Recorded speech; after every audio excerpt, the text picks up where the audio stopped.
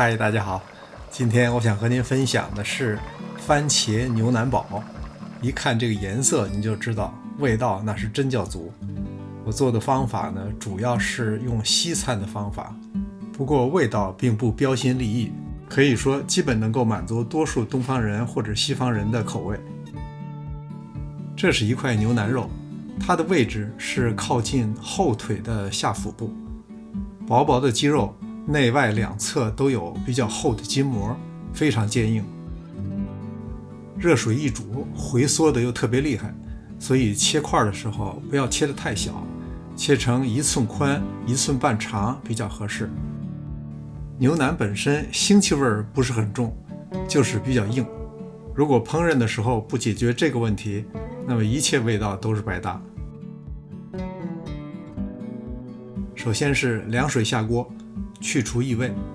这个时候除了料酒以外，先不要加其他的调料，这样方便一会儿撇去血沫子。水开以后撇去浮沫，这个前期煮的过程大约15分钟左右。汤里边也会有一些细碎的渣子，用一个比较细密的滤网捞一下就干净多了。这个汤没有什么怪味儿，接下来我们会用到。为了更快的把牛腩煮软，我给它换到高压锅里边。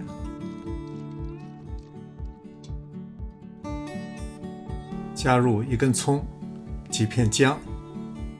高压锅的炖肉模式一般设定是35分钟，炖牛腩最好再加10分钟。接下来再准备其他配料，一个洋葱切成块，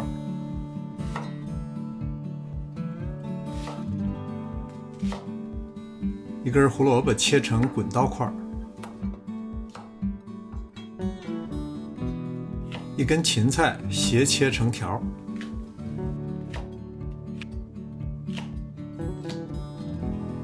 ，3个西红柿切成小粒。如果西红柿你是愿意切成大块煮，那最好是去皮，如果小块就无所谓了。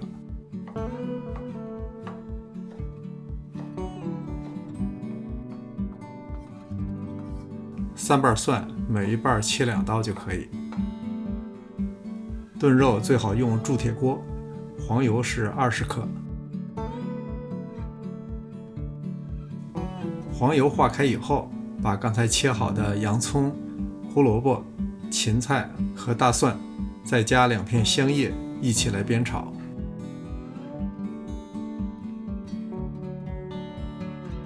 当把洋葱炒得出香味以后，把牛腩捞进来，继续用大火煸炒2-3分钟。加入1茶匙盐，1茶匙白糖，适量的白胡椒粉，再加入1汤匙料酒。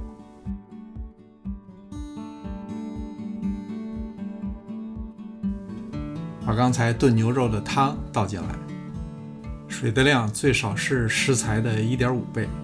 大火烧开以后，转中火炖半小时。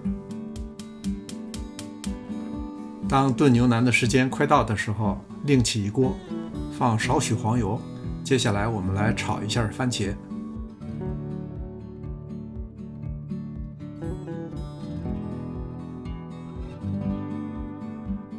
把番茄炒烂出汤以后，再加入3勺番茄酱。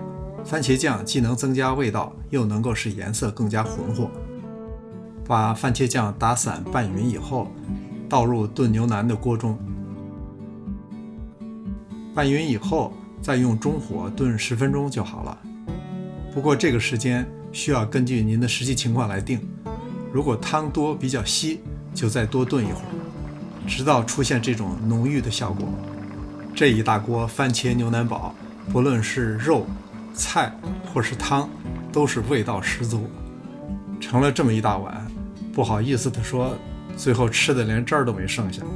您也试试吧，保证您不会失望。喜欢您就把这菜收藏起来。感谢您的观看，临走前别忘了点赞订阅。这里是上师厨房，我们下次再见。